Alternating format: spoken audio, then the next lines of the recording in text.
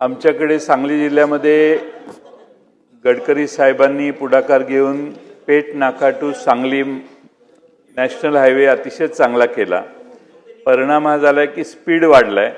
त्यामुळे मी माननीय मुख्यमंत्री महोदयांनी आपल्यालाही पत्र पाठवलेलं आहे की आपण या रस्त्यावर जिथं पॉप्युलेशन आहे, ईश्वरपूर शहर आहे, आष्टा शहर आहे किंवा कारंजवाडी आहे, कसबे डिग्रज आहे, या मोठ्या शहरात गावांच्या तिथं रमलर लावणे आणि ते स्पीड गन्स लावणे, ज्याच्याकरून स्पीडच्या मर्यादा येतील। सरकारचे उत्पन्न वाढू नये, पण वाढलं त्यातनं तर काय हरकत नाही।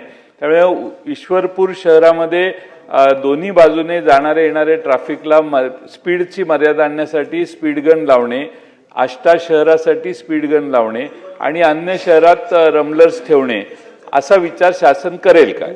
या सभागृहातील ज्येष्ठ सदस्य आदरणीय जयंत पाटील साहेब यांनी या संदर्भात मला पत्रही दिलं होतं आणि त्या संदर्भात कार्यवाही चालू आहे। अध्यक्ष महोदय, केंद्र शासन आणि राज्य शासनाच्या माध्यमातून रोड सेफ्टीसाठी करोडो रुपयाचा निधी हा राज्य शासनाकडे येत असतो आणि फक्त सांगली जिल्हाच नव्हे किंवा तुमचा मतदारसंघच नव्हे तर महाराष्ट्रामध्ये सर्व ठिकाणी जे तुम्ही म्हणालात ते रिफ्लेक्टर किंवा एरोज अशा पद्धतीने अपघात होणार नाहीत आणि यू टर्न किंवा स्ट्रेट अशा पद्धतीने जे काही उपाययोजना करायच्या आहेत आरटीओच्या माध्यमातून, त्या सगळ्या उपाययोजना करण्याच्या संदर्भात एक आराखडा आम्ही तयार करतोय। तुम्ही दिलेल्या पत्रानुसार आणि अन्य काही सदस्यांनी सुद्धा सुचवलेले आहेत त्यानुसार एक आराखडा आपण महाराष्ट्रासाठी तयार करतोय।